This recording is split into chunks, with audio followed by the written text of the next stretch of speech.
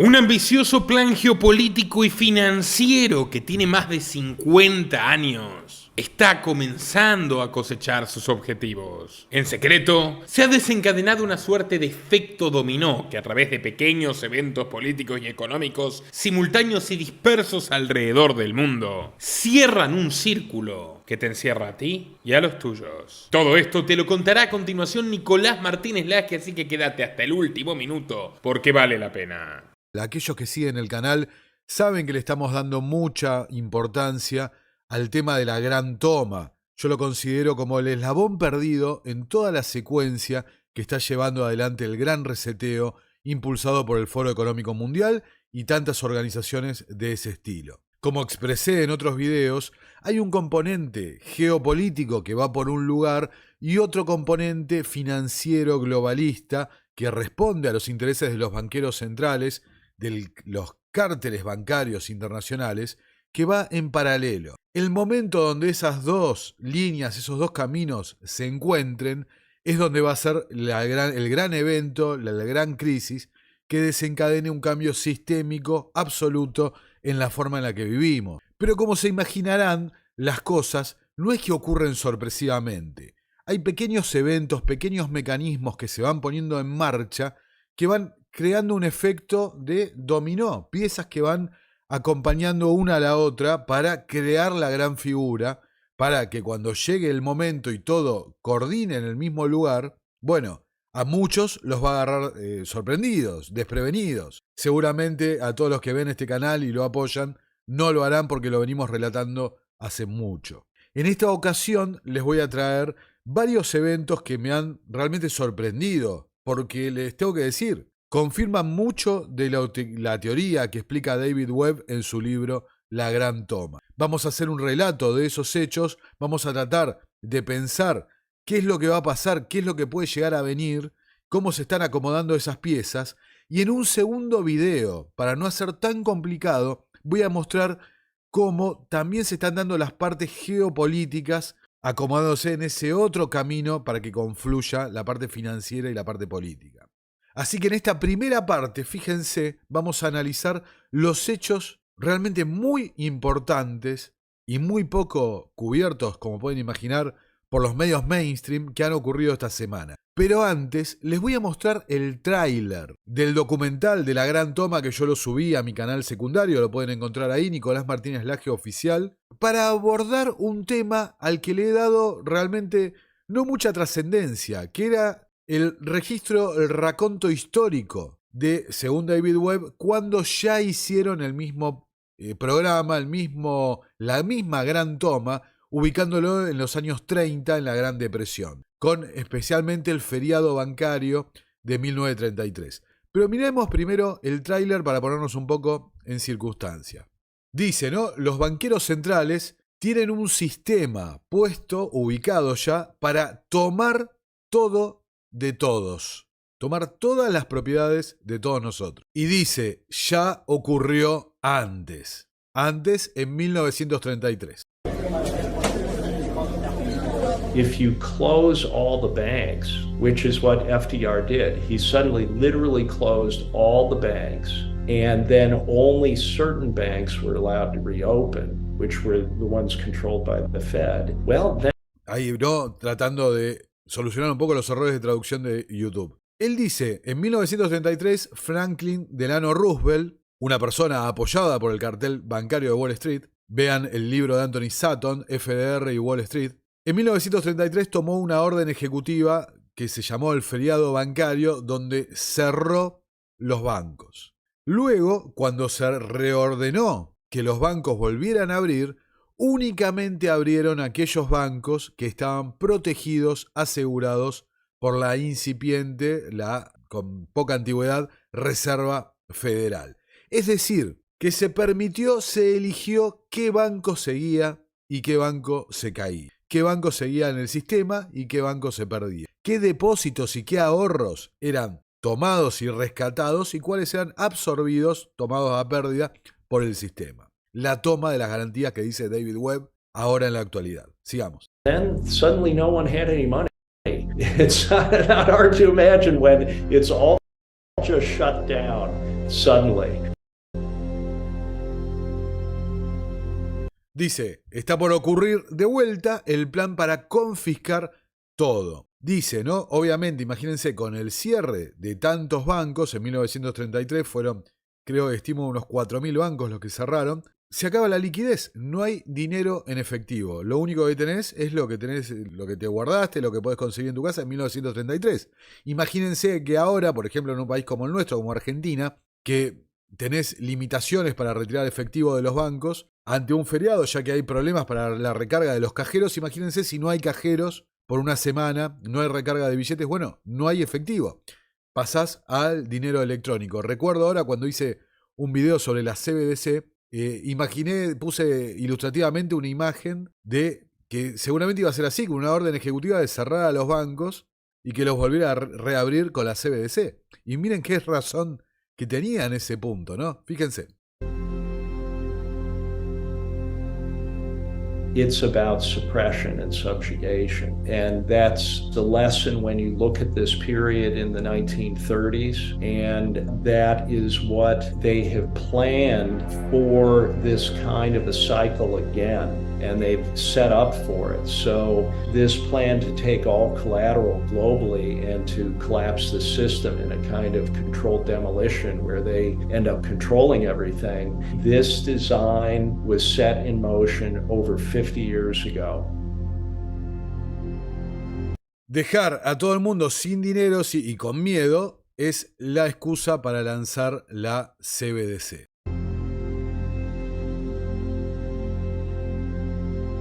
Gold is not the underlying collateral in this system. It's all securities globally. So they will be taken under the argument that, well, we have to save these systemically vital institutions so that we can restart the economy again. How could...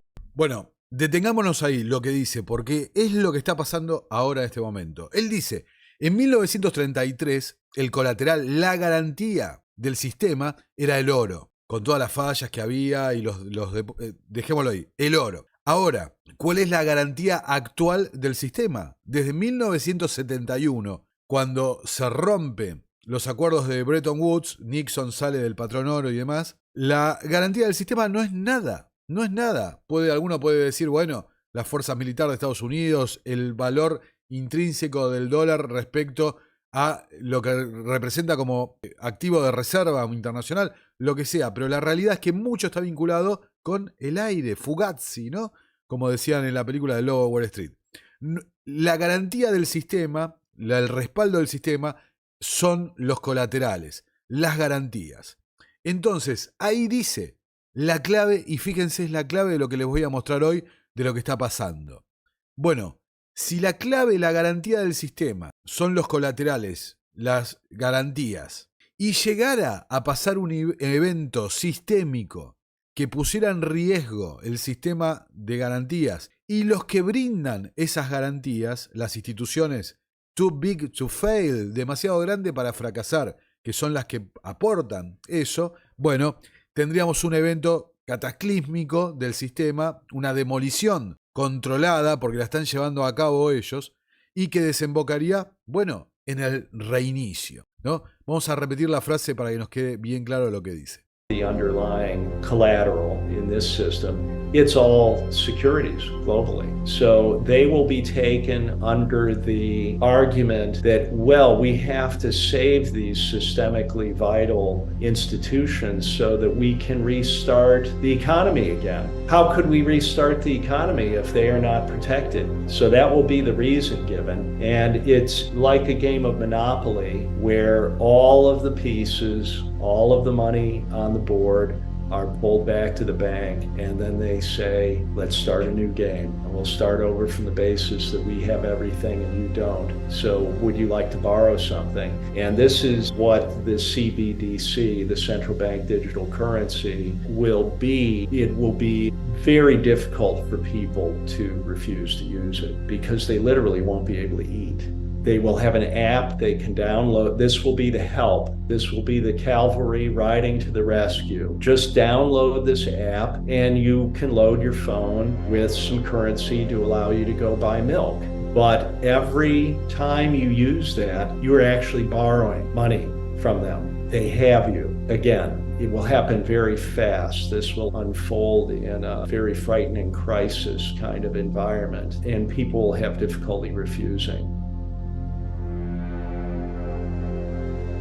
Bueno, ahí lo tenés, ¿no? Bastante claro. El tema es el colateral. Van a provocar, porque es una demolición controlada, van a provocar esa demolición para reiniciar el sistema, volver todas las fichas al tablero y volver a empezar, pero un sistema de esclavitud hacia nosotros. Como dije una y otra vez, entiendo que aquellos que tienen títulos de propiedad o que tienen propiedad fuera del sistema libre de deuda están totalmente cubiertos. Y por supuesto que hay distintos riesgos de acuerdo al donde estás ubicado. No es lo mismo el riesgo, no sé, en Surinam que en Estados Unidos. Pero fíjense cómo se está encadenando, de lo que acabo de decir, cómo se están encadenando los hechos para que ocurra esto. Yo realmente estoy absolutamente sorprendido de lo que ha sido esta semana. Primero, CNN, la FEDIC, la controladora de los depósitos, que recuerden que entró en escena o empezamos a escucharla seguido tras el colapso de Silicon Valley Bank, que van a ver cómo vuelve el tema de Silicon Valley Bank acá, porque está todo planeado. La FEDIC cierra el Republic First Bank, algo que yo, hice 2 videos sobre esto, que no se habían terminado las quiebras bancarias, que es un proceso de absorción, están concentrando el sistema bancario.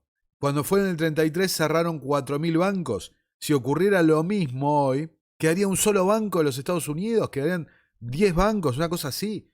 Si hay, creo que 4.300 bancos. Sería realmente abrumador. No, obviamente no va a pasar lo mismo en la misma magnitud, pero estamos, fíjense, está pasando. Republic First Bank cierra, va a ser absorbido por otra institución que va, fíjense, escuchen esto, el Fulton Bank va a absorber algunas de las sucursales y va a tomar algunos de los activos del banco. Acá Reuters pone la nota que yo cuando la vi realmente dije, a ver, David Webb tiene razón. David Webb tiene razón y debemos preocuparnos.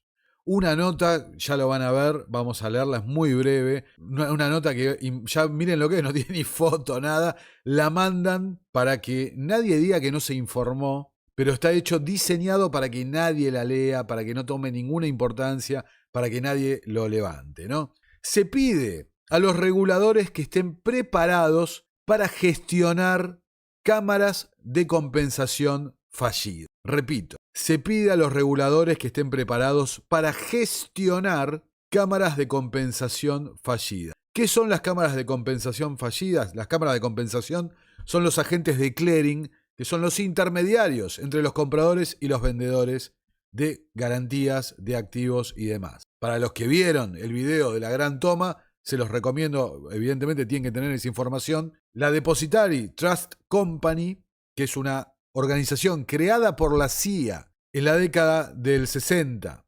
para digitalizar los títulos de propiedad y arrancar este plan, es una cámara de compensación. Sede & Co, que es el titular de prácticamente todos los valores, todos los activos, todas las cosas financieras que hay en los Estados Unidos y por ende en el mercado más grande en el mundo, es una cámara de compensación. Entonces, como dice el tráiler de David Webb, ¿qué pasa si estas cámaras de compensación, estos eventos sistémicos, entran en un colapso? Señores, es el reinicio. Fíjense lo que dice Reuters, 25 de abril, hace apenas unos días. Los reguladores deben equiparse con herramientas como bonos de bail-in, retengan eso, ahora lo vamos a explicar lo que es el bail-in, para lidiar rápidamente con una cámara de compensación fallida para acciones, bonos o derivados, sin tener que pedir efectivo a los contribuyentes, dijo el organismo de control de riesgos del G20 el pasado jueves. Detengámonos ahí. La primera cosa que les va a sonar la atención, que les va a llamar la atención es, si una de estas empresas quiebra, lo que están diciendo es, estamos analizando cómo responder sin pedirle dinero a los contribuyentes, sin que el Estado le haga un bailout, le haga un salvataje como se hizo en la crisis del 2008. Y ahí la mayoría de la gente va a decir, buenísimo, listo. No le corren el precio, el costo del salvataje a estos muchachos del cártel bancario, a la población, a la ciudadanía en su totalidad, con los impuestos y esto y lo otro, ¿no? Buenísimo. No, ¿saben lo que van a hacer? Se van a comer todos los activos de la gente. En lugar de socializarlo con los impuestos y demás, van a confiscar la propiedad privada de toda la gente para rescatar esto. Porque ahí está la clave, el bail-in. ¿Qué es el bail-in? Ahora lo vamos a explicar, pero fíjense, cámara de compensación fallida para acciones, bonos o derivados, que ¿cuánto hemos hablado de eso? El mercado de derivados abarca por 3, por 4 la economía mundial. Fíjense la magnitud de lo que estamos hablando. Entonces, ¿qué es el bail-in? Acá, página de economía, ¿qué es el bail-in? ¿Cómo se aplica a las crisis financieras? ¿Qué es el bail-in? Fíjense, el bail-in es un sistema de recapitalización interna. Asumen la deuda los accionistas y si no es suficiente, los titulares de los bonos e incluso los titulares de los depósitos de del organismo de la empresa que haya que rescatar. De la otra forma, la forma que estamos más acostumbrados, es una inyección de capital externo, la mayoría a través de fondos públicos, ese es el bailout. Pero fíjense, ¿qué decía David Webb? Van a tomar el colateral, los depósitos de la gente, las acciones que tiene la gente depositada, la gente creyendo que tiene la propiedad, pero la propiedad la tienen ellos, lo van a tomar, lo van a confiscar y con eso van a salvar. Es un bail-in. Entonces, el ejemplo de bail-in con el que ya se experimentó fue la crisis de Chipre. Fíjense qué pasó en la crisis de Chipre. Forbes, el bail-in del banco chipriota es otra estafa de los banqueros compinches, publicado el 3 de mayo del 2013. Dice, se ha presentado una nueva estrategia en todo el mundo con la primera prueba en Chipre. Esta gente va probando las cosas, van midiendo cómo reacciona, cómo llevarlo a cabo. Dice, a pesar de las primeras negativas, y disculpen mi voz, estoy súper mal de la garganta y demás. A pesar de las primeras negativas, la estrategia de bail-in para los bancos insolventes ya se ha convertido en política oficial en toda Europa y también a nivel internacional. Ya venían preparando para lo que venía. A primera vista, el bail-in se parece al proceso capitalista normal de reestructuración de pasivos, que debería ocurrir cuando un banco se vuelve insolvente. Los inversores en acciones y los acreedores más jóvenes, los pequeños, lo pierden todo, lo perdemos todo. Los acreedores menos junior, ¿no? Un poco algún fondo de inversión y demás, obtienen una conversión entre el ratio de deuda y capital y los acreedores privilegiados obtienen el 100%, se reaseguran el 100%. El banco puede seguir funcionando y no tiene que liquidar ningún activo. No se requiere dinero público, pero lo que lo ha rescatado han sido los depósitos de los pequeños, los depósitos y de los medianos, lo que se han llevado. Dice, la diferencia con el bail-in es que se cambia el orden de antigüedad de los acreedores. Al final, se trata de los compinches, otros bancos y el propio gobierno. Los compinches obtienen el 100% o más y los que no son compinches, los que no están en el tongo, incluidos los depositantes que no devengan intereses y que deberían ser super senior, reciben en cambio una patada en el estómago. Esto fue, repito, 2013, el experimento chipriota de bail-in. Entonces, volviendo ahora a la nota de Reuters, le piden a los reguladores que se preparen para bail-ins de cámaras de compensación fallidas, ¿no? Entonces tenemos que decir, bueno, ¿qué son las cámaras de compensación? Una CCP, una casa de clearing, es una entidad que ayuda a facilitar la negociación en diversos mercados europeos de derivados y de acciones, normalmente operados por los principales bancos de cada país. Las CCP se esfuerzan por introducir eficiencia y estabilidad en diversos mercados financieros, reduciendo el riesgo de la contraparte. Son los que centralizan las garantías. Siguiendo con la nota de Reuters, después de la crisis financiera mundial del 2007-2009, los reguladores exigieron la compensación para una gama más amplia de derivados, es decir, más garantías para el mercado de derivados, que como dije antes, ha seguido creciendo exponencialmente el mercado de derivados. Lo que significa que estos deben pasar por una cámara de compensación respaldada para garantizar esas operaciones.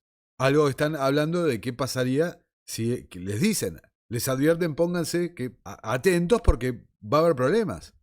Más recientemente, Estados Unidos ha adoptado reglas para forzar más transacciones en el mercado de bonos del Tesoro estadounidense de 26 millones de dólares a través de cámaras de compensación. Pensemos esa frase. Estados Unidos ha adoptado medidas para forzar a estas cámaras de compensación a tomar más transacciones por bonos del Tesoro estadounidense. Ahora, imagínense, ¿qué pasaría si hay una falla, un evento sistémico en el mercado de bonos? El mercado más grande del mundo, el mercado de la deuda global. Que como lo expliqué en el primer video de la gran toma, la deuda es el colateral, es la garantía. Dice, como resultado de tales cambios, algunos compensadores se han vuelto vitales para los sistemas financieros en más de una jurisdicción. Son vitales sistémicos a nivel global, lo que significa que su falla podría dañar la estabilidad financiera a menos que puedan estabilizarse o resolverse, es decir, cerrarse de manera ordenada. Dicho de otra forma, concentrarse y tomar suficientes garantías para seguir trabajando. ¿Pero a quién le van a sacar esa garantía? La teoría de David Webb. Van a liquidar, van a confiscar todos los activos. Dice, el Consejo de Estabilidad Financiera dijo que su nueva norma, que se basa en directrices anteriores, requiere que estén disponibles recursos y herramientas adecuados de liquidez, absorción de pérdidas y recapitalización para mantener la continuidad de las funciones críticas del liquidador y mitigar los efectos adversos en las finanzas, ¿no? La estabilidad en el caso de que sea necesario un cierre. Liquidez, ¿no? Fíjense la crisis de 1933. ¿Cómo conseguís la liquidez? Primero, corralito o lo que sea, retirando la liquidez del mercado de nosotros. Segundo, ¿cómo absorben las pérdidas? ¿Y cómo se recapitalizan? Confiscando los activos. A ver, y para que vean la última frase, las economías del G20 se comprometen a aplicar estas recomendaciones regulatorias, ¿no? Y el organismo de control dijo que monitorearía la implementación y publicaría sus hallazgos. Entonces, bueno, es un evento sistémico coordinado. En la misma línea, 26 de abril, el Comité Mundial de Basilea, que opera el Comité de Supervisión Bancaria dentro del Banco de Pagos Internacionales, el Banco Central de los Bancos Centrales, cuando hicimos el video de Carol Quigley, ¿cuál era la idea de la élite globalista bancaria, el cártel bancario? Centralizar todo en el Banco de Pagos Internacionales. Entonces, ¿qué dice ahora? Refuerza las normas para la supervisión de los bancos. Y la gente dice, qué bueno, está buenísimo. Refuerza el control y esto y el otro. Aumenta las exigencias de capital de los bancos. Entonces, ¿cómo termina esto? Cuando pase, primero va a haber un achicamiento porque hay bancos que van a ser absorbidos porque no van a poder conseguir esa garantía, ese refuerzo de la capitalización que pide el Comité de Basilea. Como no lo van a poder lograr porque no tienen liquidez, porque naturalmente son ilíquidos por la propia naturaleza del funcionamiento del sistema bancario, van a empezar a colapsar, como vimos al principio, los bancos regionales, los bancos chicos a nivel global. Después, ¿qué pasa? Son absorbidos por los bancos grandes. Y después esos bancos grandes, bueno, hay que ver quién se copa la parada y quién no, quién queda adelante después del evento sistémico, ¿no? Yendo de vuelta a 1933 cuando vuelva a reabrir la economía. Vieron que decía que ya desde el año pasado que se venían preparando estas reglas. Fíjense, vamos a retrotraer al 14 de diciembre de 2023. El mercado del tesoro, dice Reuters también, se prepara para una reforma a medida que la SEC adopta nuevas reglas de compensación de manejo de riesgo de garantías. El principal regulador de Wall Street adoptó el miércoles nuevas reglas destinadas a reducir el riesgo sistémico en el mercado de bonos del Tesoro estadounidense de 26 billones de dólares, forzando más operaciones a través de cámaras de compensación. Y fíjense, dice, las reformas se dirigen en parte a los fondos de cobertura y a las empresas comerciales por cuenta propia que se han convertido en una parte cada vez mayor del mercado de bonos del Tesoro durante la última década, pero que están ligeramente reguladas. Las apuestas impulsadas por la deuda de esas empresas, también conocida como negocios de base, han sido objeto de escrutinio por parte de los reguladores, quienes temen que una abrupta liquidación de estas posiciones apalancadas pueda afectar a los mercados. Primer punto. Este canal se hizo conocido, digamos, cuando empezamos a analizar el tema del Gran Reinicio. Y uno de los puntos del Gran Reinicio que realmente prácticamente nadie hablaba era Going Direct, que hicimos 2 videos sobre eso, es el plan de BlackRock para 2020. Fue presentado antes de la crisis de 2020 y ejecutado en 2020. El plan de Going Direct era esto que estamos leyendo, que la Fed inunde de dinero a los fondos de inversión, estos agentes financieros no bancarios.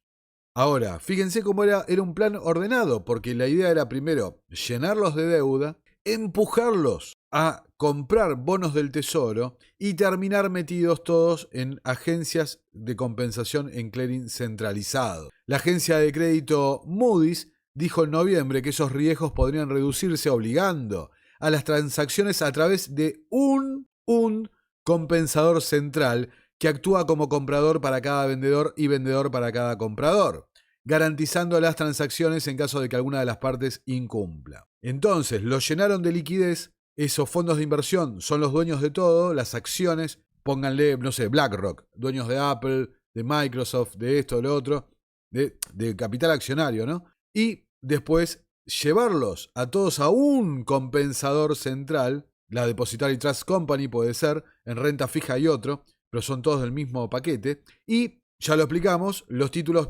parten, la propiedad de los títulos son de CD & Co y después van para el derrame hasta llegar al inversor minoritario que somos nosotros. Listo, el plan está ejecutado a la perfección. Fíjense, la regla amplía el alcance de las transacciones que deben compensarse, exigiendo que las cámaras de compensación en el mercado del tesoro garanticen que sus miembros, en su mayoría corredores de bolsa, ¿no?, los intermediarios, compensen las operaciones en efectivo del tesoro. O sea, todas nuestras inversiones son el colateral de las operaciones en efectivo de los bonos del tesoro. También requerirá que los corredores de bolsa compensen las transacciones de recompra, repo y repo inverso con sus clientes. Eso ya, tecnicismo, no nos importa.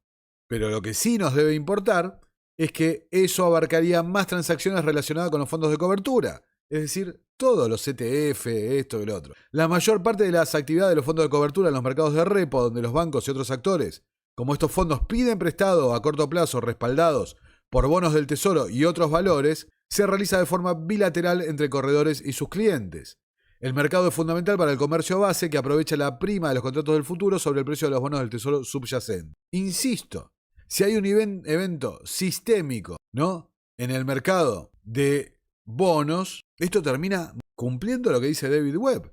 El economista dice, el bono estadounidense vive una tormenta perfecta y vuelve a enfilar el camino hacia el 5% en el medio de un contexto donde un aumento de la deuda totalmente desproporcionado, hemos hablado un montón, un aumento de los bonos por todos lados y no hay un apetito inversor por esos bonos ante el accionar coordinado de los bancos centrales con las subas de tipos que ya no saben qué hacer. Entonces, fíjense este gráfico. El crecimiento de la oferta monetaria, del dinero, la liquidez, digamos. Fíjense, únicamente 4 veces en la historia se ha contraído la oferta monetaria. ¿Qué pasó? Las 4 veces, la depresión de 1870, el pánico de 1893, vamos a agrandar para que se vea bien, la depresión de 1921, la Gran Depresión de la década del 30, la que citábamos antes,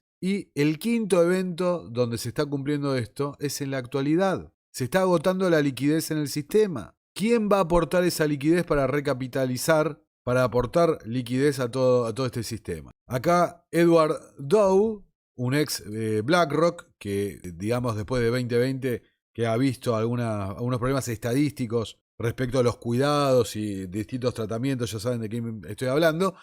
Fíjense lo que pone, lo que está pasando esta semana. El yen se está despreciando y el carry trade del yen está bajo presión, porque las economías han actuado en forma coordinada, los bancos centrales, porque es un cartel. Los tipos de interés bajos, el experimento que se hizo en Japón, monetario, sirvió para estimular la compra de bonos del tesoro estadounidense. Bonos del tesoro que China se ha venido soltando hace años y que ahora Japón, revirtiendo esa política, bueno, ¿quién compra los bonos del tesoro? Bueno, El yen se está destruyendo. Lo están destruyendo para crear liquidez para esos bonos. ¿Hasta dónde?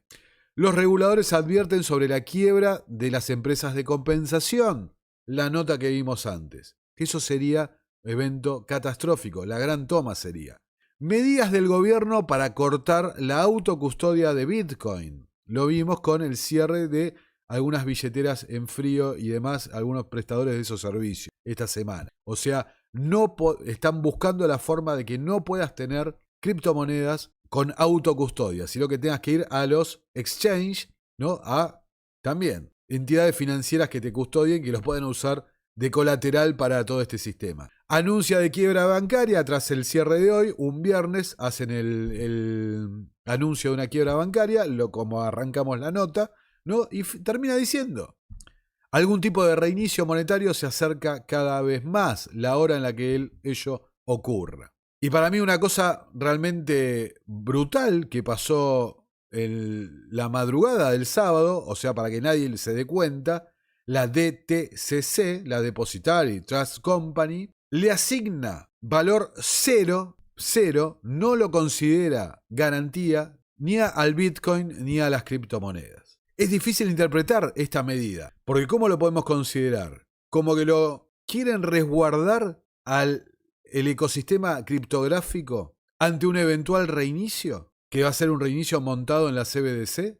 ¿Lo quieren resguardar y sacar de la explosión del colateral? ¿O le quieren dar valor cero para que quede excluido del sistema y únicamente sobrevivan el mercado criptográfico, los proyectos criptográficos aprobados y regulados por el gobierno? El tiempo dirá qué va a ocurrir con este punto. Pero antes que me pregunten, ¿viste?, cómo nos podemos proteger y esto que lo otro, cómo podemos evitar esto, les quiero dejar al propio David Webb contestando respecto a la legalidad de esta cuestión, para que vean. Creo que el punto es ese, que entiendan que este es un plan que lo han estado llevando adelante los últimos por lo menos 50 años. No es casual que después de la salida de Bretton Woods, de Nixon, empiecen a aparecer todos estos think tanks globalistas que llevaron adelante Foro Económico Mundial, Club de Roma, etcétera, etcétera, llevaron adelante mucho de esta transformación. Y la política subordinada a estos cárteles bancarios ha llevado la corriente, ha hecho la legislación. Fíjense, vamos a ver este clip del propio David Webb cómo lo explica.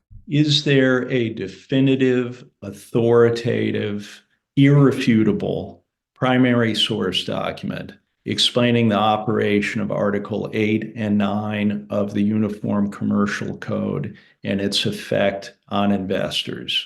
Yes, there is. In 2006, lawyers for the New York Fed provided a detailed response to a questionnaire which was sent by the Legal Certainty Group in Europe, which was working to assure conformance to the U.S. approach and assure that secured creditors have priority over investor assets that are held in this indirect holding system in pooled form. So let's go into that response to the questionnaire. O sea, asegurar que el mecanismo de acreedores privilegiados esté montado. Fíjense la respuesta que da la Fed al cuestionario. Some excerpts. First question: in respect of what legal system are the following answers given?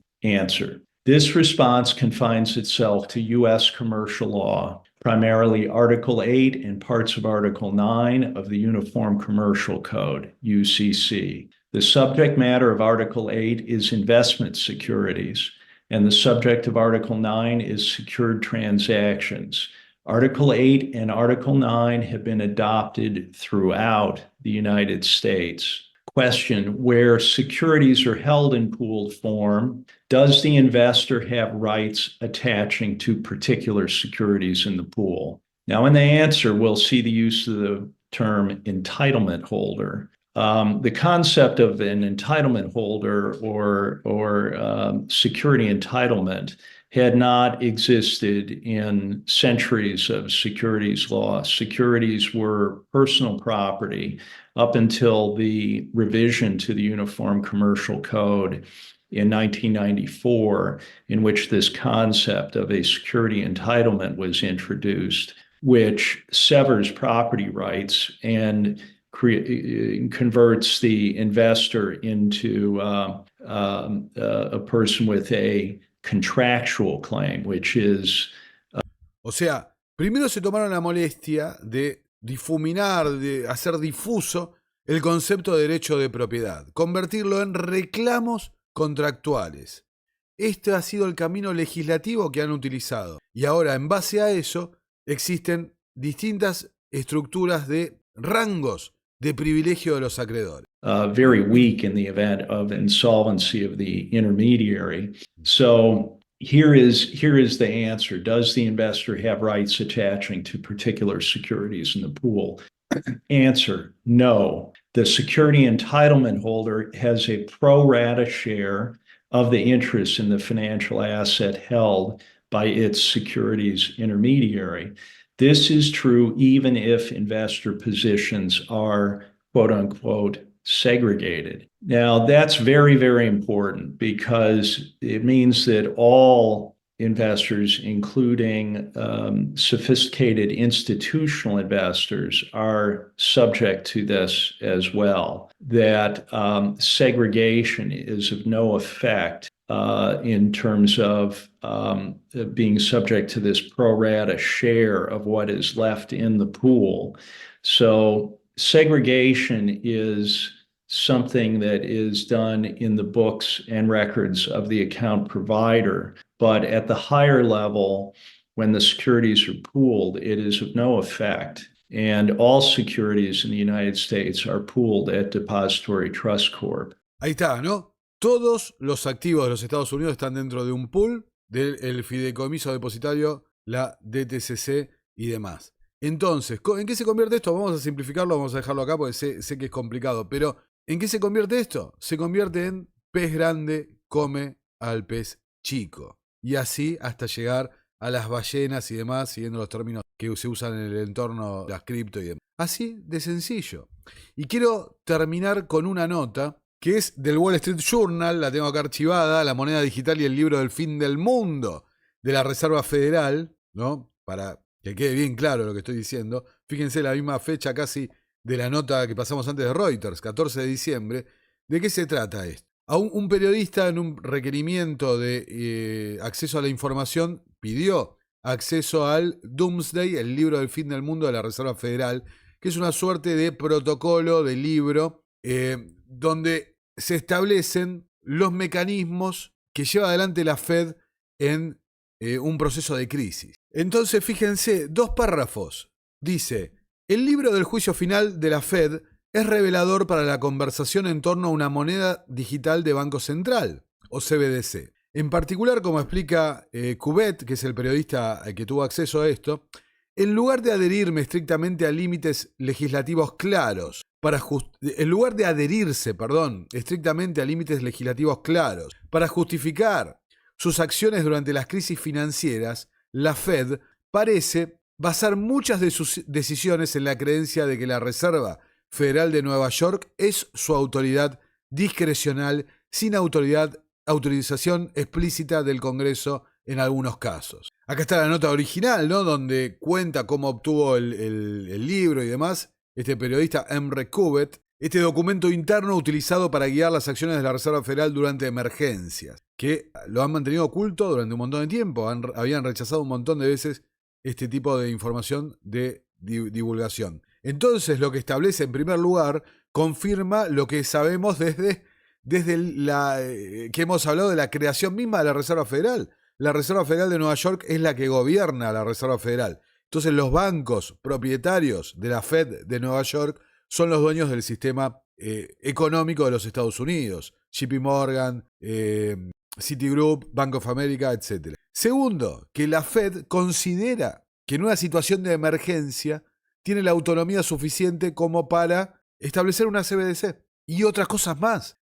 No tiene control congresional del Congreso en una situación de emergencia según el libro del juicio final de la Fed. Entonces, cerrando el video, ahora sí, en una situación como la de 1933 o una situación como la que dicen ahora, que tiene que un colapso de instituciones como las centrales de clearing, bueno, como dije al principio, están todas las fichas puestas en donde tienen que estar para avanzar hacia la concreción del programa. En el próximo video les voy a mostrar la parte política, la parte geopolítica y también cómo se combina con el tema de las criptomonedas, cómo todo está confluyendo hacia ese evento sistémico que obviamente desconozco cuándo va a ser, que nos va a llevar a todos a la esclavitud tecnocrática, lo que venimos diciendo desde el año 20 en este canal. Literalmente, acá tienen todas las pruebas, todos los links, ven, no hay nada, están todas las fuentes ahí para que lo quieran ver,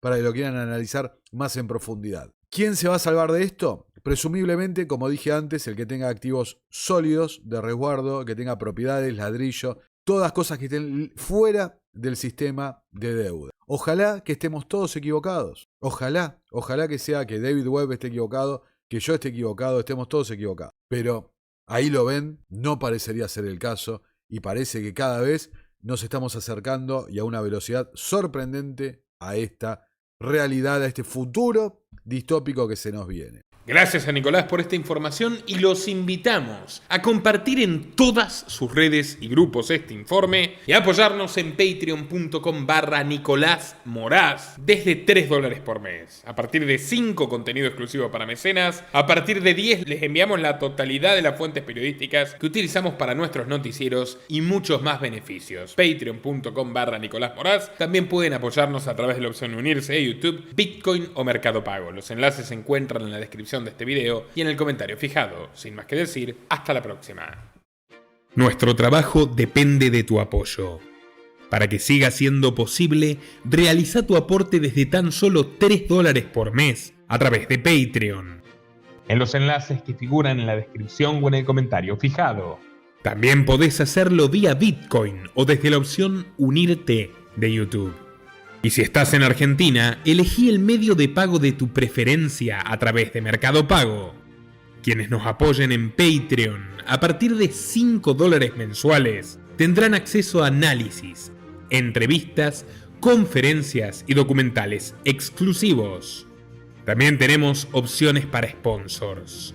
Así que publicita con nosotros a través de patreon.com/Nicolás Moraz.